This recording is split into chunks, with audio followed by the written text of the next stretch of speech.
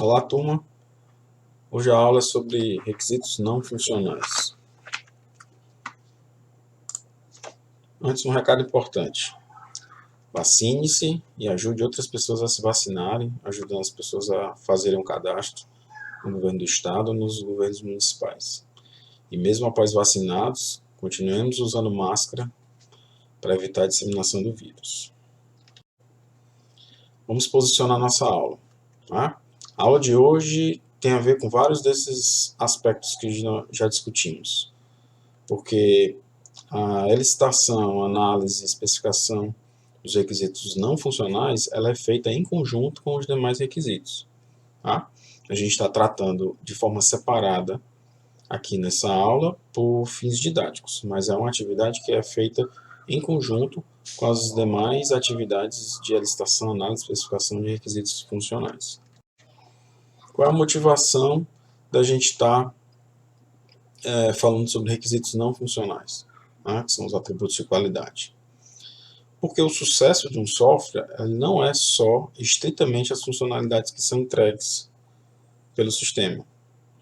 Tem vários atributos, que são chamados de atributos de qualidade, que eles fazem com que um determinado software vença a competição em relação ao outro.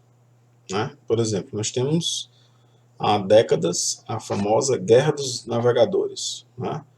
Você tem Internet Explorer, que foi líder por muitos anos, você tinha o Netscape, que foi líder por muitos anos, você tem o Firefox, que talvez nunca tenha chegado a ser líder, mas tem um mercado cativo de usuários. Você tem o Chrome, que agora tá na liderança. Então, vocês têm funcionalidades muito semelhantes entre os browsers, mas alguns vencem a corrida e se tornam mais populares do que outros. O que acontece? Acontece que os usuários, eles além da funcionalidade, eles buscam outros aspectos. Né? Eles buscam sistemas que sejam rápidos, eles buscam sistemas que sejam fáceis de usar. Eles, agora, com o advento da internet móvel e com muitas pessoas tendo apenas internet móvel disponível nas suas residências, muitas dessas pessoas se preocupam com o uso de dados, ou seja, se há aplicativos que consomem muitos dados vão ser preteridos em relação a aplicativos que consumam poucos dados ou que não consumam dentro do seu plano de dados, porque o aplicativo tem algum tipo de acordo com a operadora de telefonia. Os celulares, eles são equipamentos portáteis que servem para muitas coisas, então você tem muitos aplicativos ali dentro e você pode ter uma limitação de memória, tanto no seu celular, como por exemplo memória física no HD do seu computador, e aplicativos que são muito pesados, eles vão ser preteridos em relação a aplicativos que sejam mais leves, que ocupem menos espaço, tanto de memória dinâmica como de memória estática, né, de memória de disco. Né? Outra coisa também é que as pessoas querem usar sistemas que estejam disponíveis na hora em que elas precisam. Né? Então, sistemas que estão sempre fora do ar ou que não estão funcionando, eles também acabam sendo preteridos em relação à concorrência. Essas expectativas dos usuários, que vão além da funcionalidade, elas são conhecidas como requisitos não funcionais, né? O que é um dos piores termos da história da computação, né? Porque não significa que os requisitos não funcionais eles não estejam de forma alguma ligados a funcionalidades. Para quem quiser saber o histórico desse termo, tem esse link aqui para esse artigo, que fala um pouco sobre as várias noções, os vários conceitos relacionados a requisitos não funcionais, e fala um pouco também sobre como o termo foi cunhado. Mas quando a gente está falando de requisitos não funcionais, não é que a gente esteja falando de coisas que não são comportamento. Né? Até porque se você for ver na própria descrição de o que é um requisito não funcional, ele é um tipo de aspecto que afeta uma funcionalidade, né? Ou seja, afeta o que o sistema deve exibir como comportamento. Né? Ele vai dar qualidade para um comportamento do sistema. Tá? Então, a tentativa de usar esse termo não funcional foi mais para diferenciar de requisitos funcionais, mas um termo mais adequado é atributos de qualidade, que é um termo que é bem utilizado. Né? Para você ver como essa questão de funcional e não funcional é complicada, veja esses dois exemplos de redação de requisitos. Né? O sistema deve conceder acesso aos dados do cliente apenas para aqueles usuários que foram autorizados por seu nome de usuário e senha.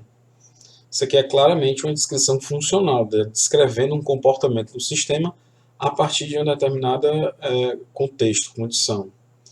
Enquanto que o da direita fala apenas qualquer acesso não autorizado aos dados do cliente deve ser impedido. O da direita tem claramente uma redação muito semelhante a um requisito não funcional, a um atributo de qualidade, enquanto que o da esquerda tem uma redação mais parecida com um requisito funcional, ou seja, a descrição de um comportamento. E aí, qual dessas duas representações está correta? Na verdade, ambas estão corretas. O que acontece é que são em níveis distintos de detalhamento. O requisito de segurança mais alto nível, que é um requisito não funcional de controle de acesso, ele vai eventualmente ser refinado, né, vai ser derivado, e vai gerar uma série de requisitos funcionais, né, que são pequenos comportamentos que o sistema deve ter para cumprir aquele requisito não funcional. Tá? Inclusive, você pode ter a derivação de outros requisitos não funcionais, como, por exemplo, configurações para instalação dos servidores, configuração para implantação dos servidores em algum serviço de nuvem. Então, na verdade, um requisito não funcional ele pode ser derivado em outros requisitos não funcionais ou em requisitos funcionais. A pergunta é, esse requisito aqui, deixa de ser um requisito não funcional? Porque ele está com essa redação? Bem, ele é um requisito funcional porque ele descreve um comportamento. E é um requisito que apoia a satisfação, apoia o desenvolvimento de um requisito não funcional. Então, em alguns materiais você pode ver uma redação como essa ser atribuída como sendo um requisito não funcional. Então, a questão da funcionalidade ou não funcionalidade é melhor ser tratada como requisitos de qualidade, atributos de qualidade que vão ser refinados e derivados em requisitos funcionais ou outros atributos de qualidade de mais baixo nível. Esses atributos de qualidade são diversos, tem muitos tipos. Você tem os atributos que a gente convém chamar de atributos internos, que são realmente atributos de qualidade relacionados à estrutura do sistema, a forma como o sistema é arquitetado, a forma como o sistema é implantado, como o sistema é realmente colocado em produção. E você tem atributos externos, que são aqueles atributos que são mais facilmente percebidos pelos usuários. A pergunta é, a gente precisa de tudo? A gente precisa de todos esses requisitos? Qualquer sistema que for ser feito, ele vai precisar ter todos esses atributos de qualidade? A questão é não. Você não vai precisar de tudo, mas a definição de o que é que vai entrar no sistema, ela não é uma atribuição, não é uma responsabilidade única da pessoa de requisitos. Na verdade, ela tem que, dentro do processo de licitação e análise de requisitos não funcionais, ela precisa envolver os stakeholders e conduzir esse processo de escolha e priorização desses requisitos. Então, vamos rapidamente apresentar aqui um processo bem simples. Primeira coisa, iniciar com uma taxonomia.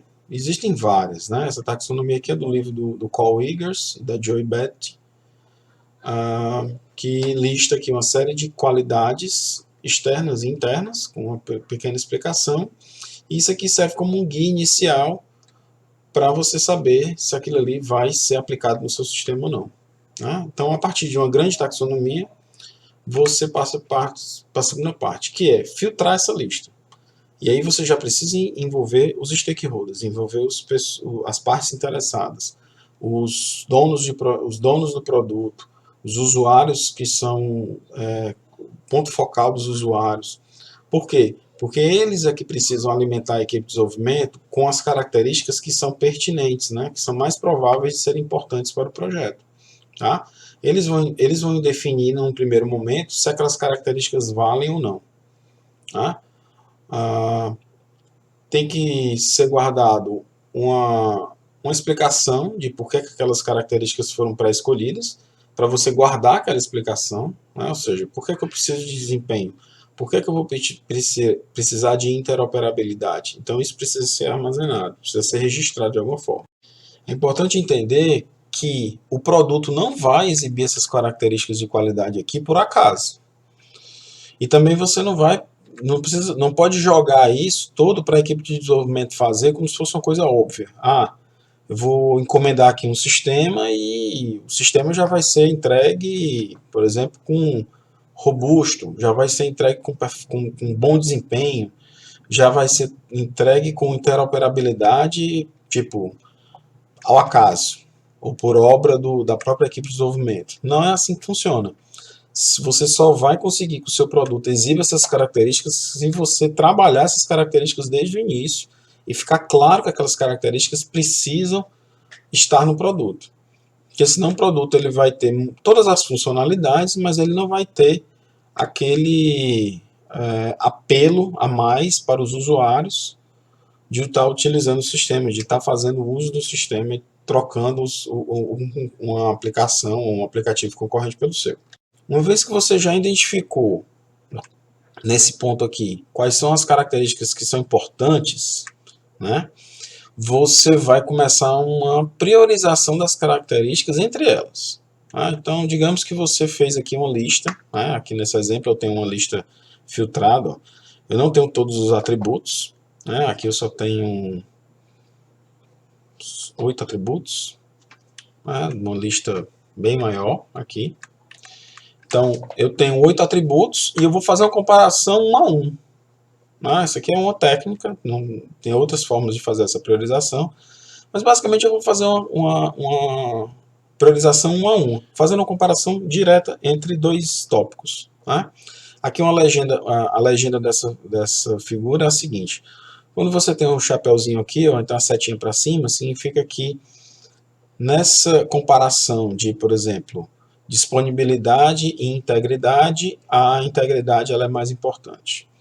Já essa notação aqui do menor que, ela quer dizer o quê? Que entre integridade e desempenho, a integridade é mais importante. Né? E aqui é um preenchimento de exemplo, né, para ilustrar uma comparação direta. Porque é difícil você chegar logo de cara e dizer assim, desempenho é o mais importante. Por que ele é mais importante?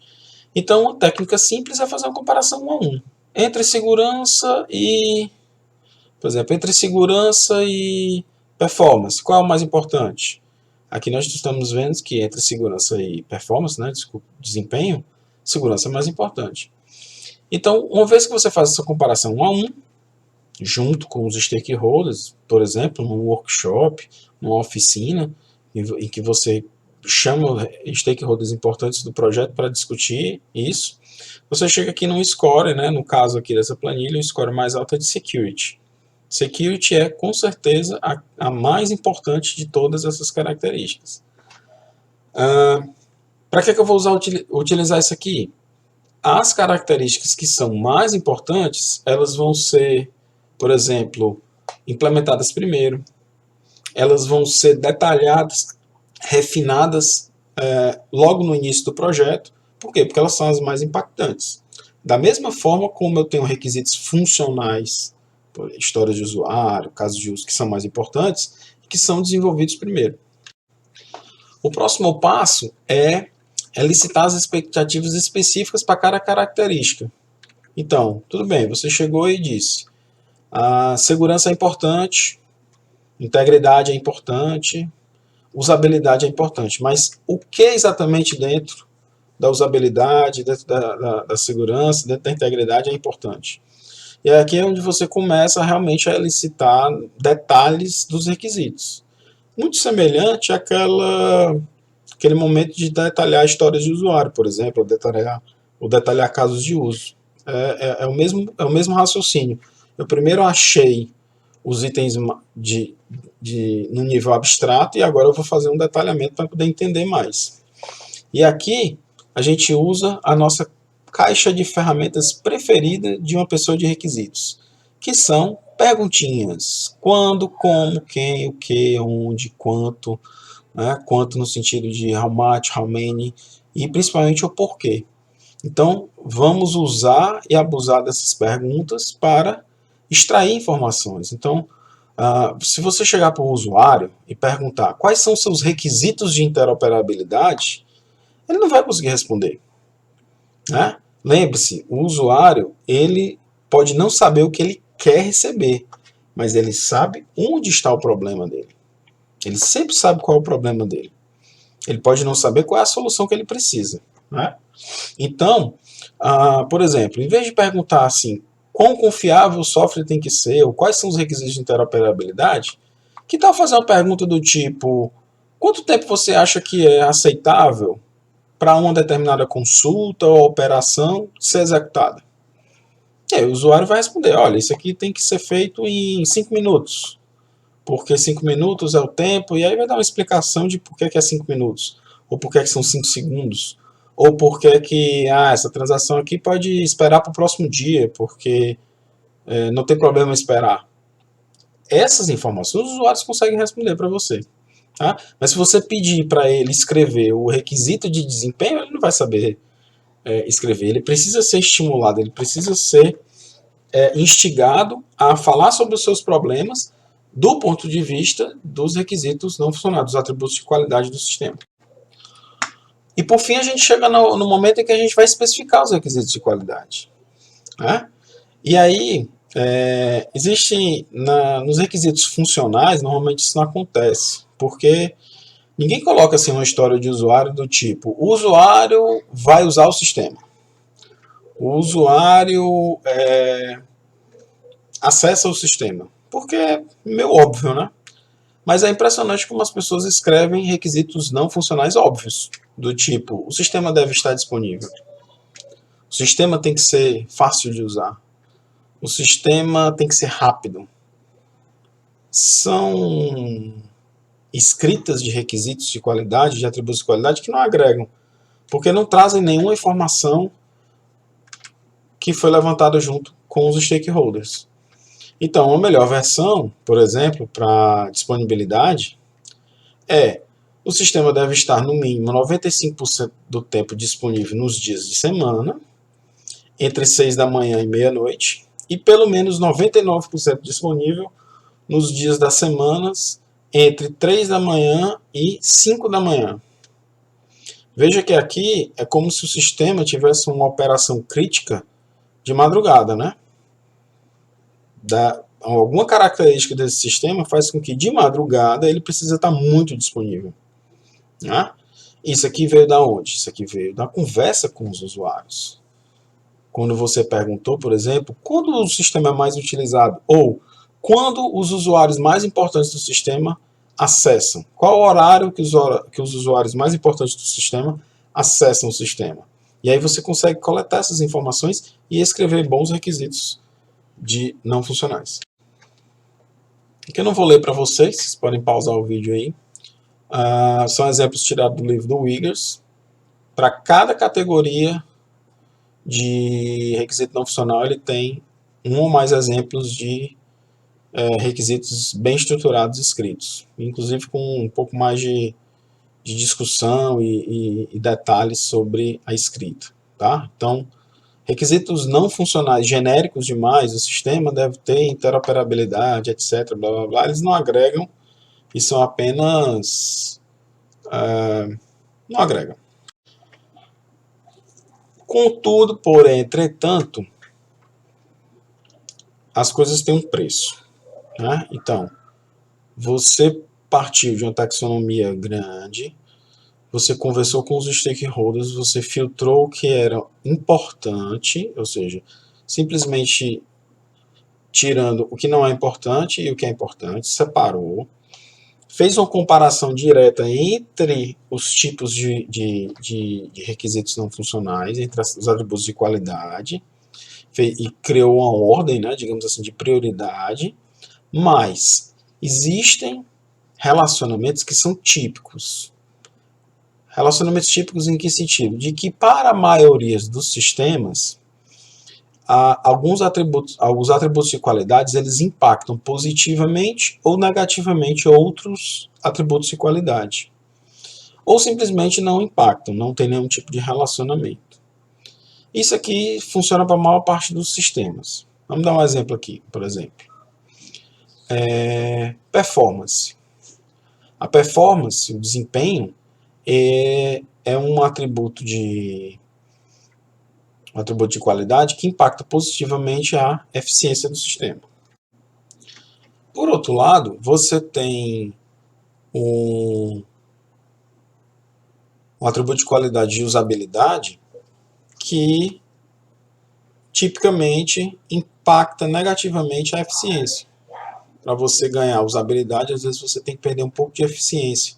Por exemplo, se você vai ter uma interface de usuário mais autoexplicativa, isso significa que ela vai ter um pouco mais de recursos gráficos ou de multimídia, para ela tá dando indicações ou dicas para o usuário. Isso aí vai fazer com que ela fique um pouco mais pesada, ela fique um pouco mais lenta de ser apresentada no browser.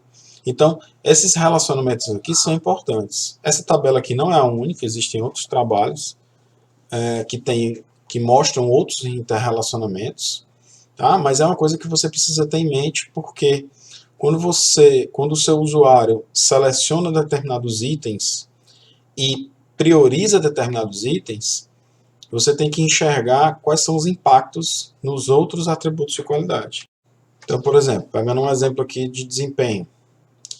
Desempenho afeta positivamente a eficiência, mas afeta negativamente interoperabilidade, né? Porque normalmente para você ganhar interoperabilidade significa que você precisa fazer várias transformações de dados. Então, às vezes, você precisa colocar camadas de transformação de dados para poder fazer uma troca de dados interoperável, enquanto que se você usar protocolos privados, né, protocolos próprios, você pode fazer uma comunicação muito mais rápida, né?